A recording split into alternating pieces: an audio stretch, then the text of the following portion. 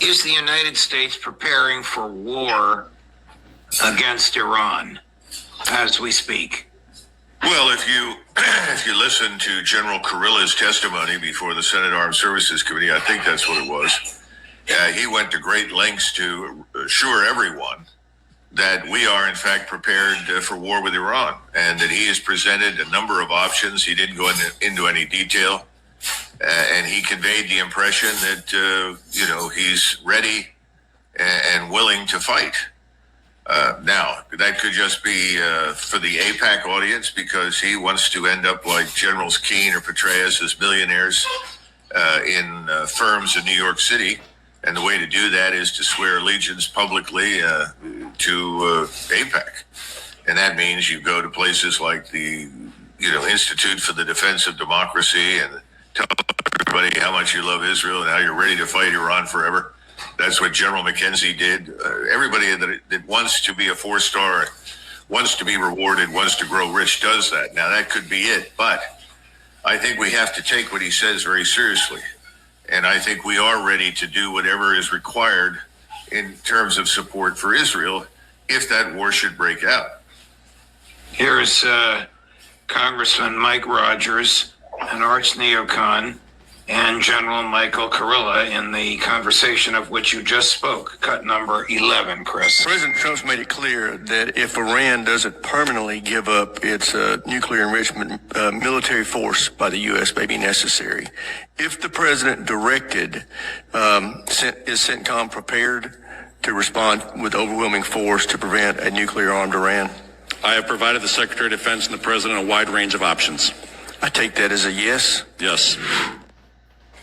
There you have it. Whatever his motivation may be, whether it's personal or ideological. Hasn't the administration gone back and forth on all this? We read in Haaretz that President Trump said to Netanyahu, back off, don't even consider attacking Iran. We read in Haaretz that President Trump was going to allow the same level of enrichment as the original agreement did, the one that he withdrew from in his first term. Do you have a handle on where all of that sits now, Colonel? If you listen to the Iranians, one of their chief negotiators made the following statement. He said, you can have the agreement effectively as stipulated. I think it was a maximum of 3.2% or 3.2% enrichment. Right. For purely civilian interests or civilian purposes. And he said, but as soon as we arrive at any sort of agreement, the administration suffers from what he called the Bibi effect.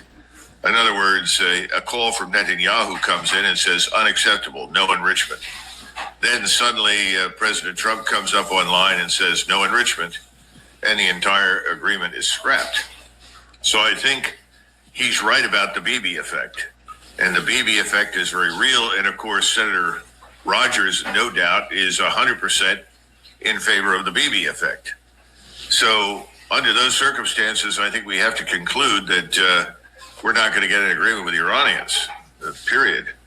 So if there's not going to be an agreement, the next question is what happens? Well, you and I have talked about this before. We both know that President Trump does not want a war with Iran. In fact, President Trump doesn't want a war with anybody. That's pretty clear to me. That was clear to me in 2020. That's one of the reasons I voted for the man.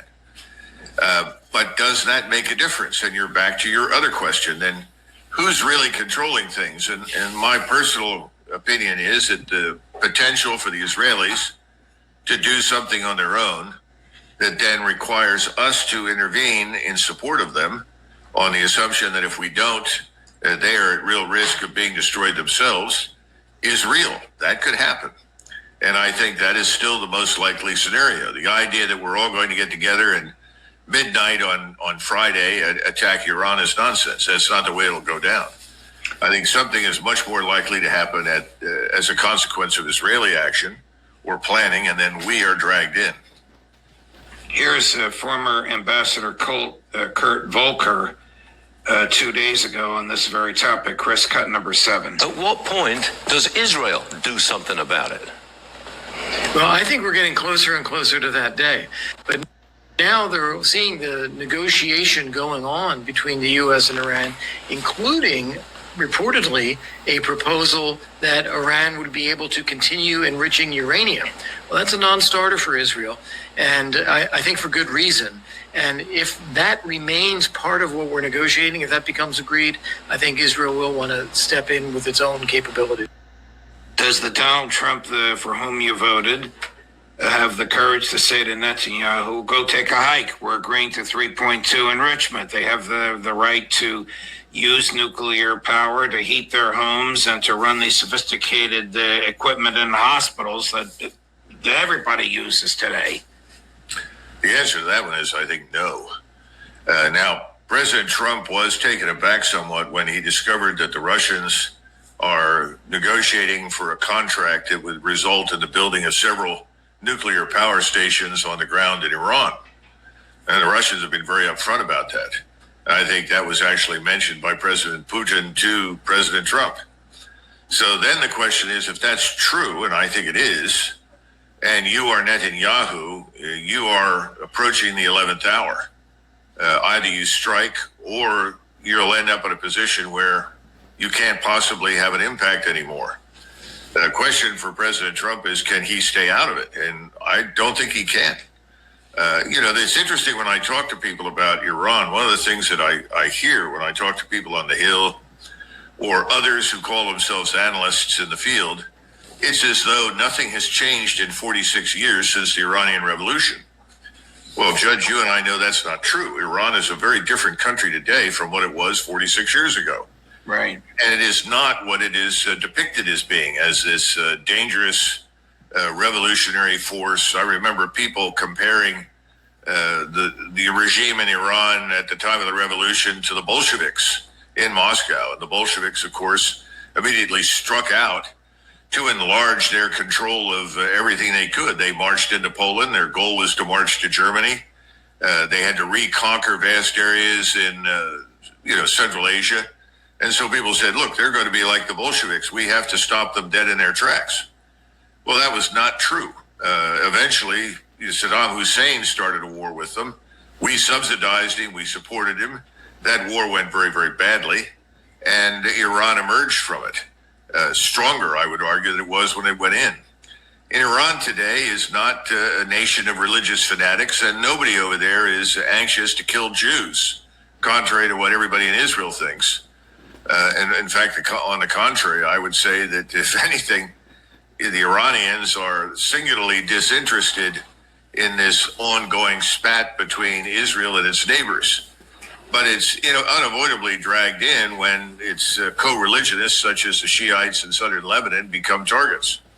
So the bottom line is, no, I think I'm quite certain that President Trump doesn't want it. The question is, can he really prevent it? How much does he control?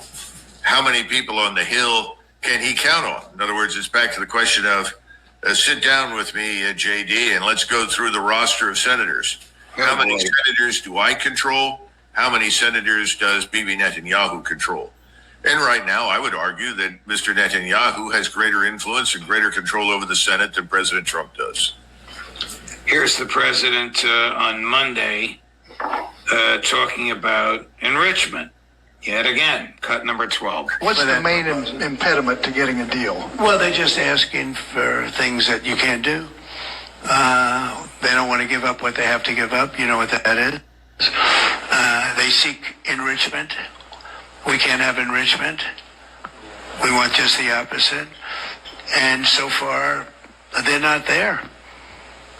I hate to say that because the alternative is a very, very dire one, but they're not there. They have given us their thoughts on the deal, and I said, it's just not acceptable.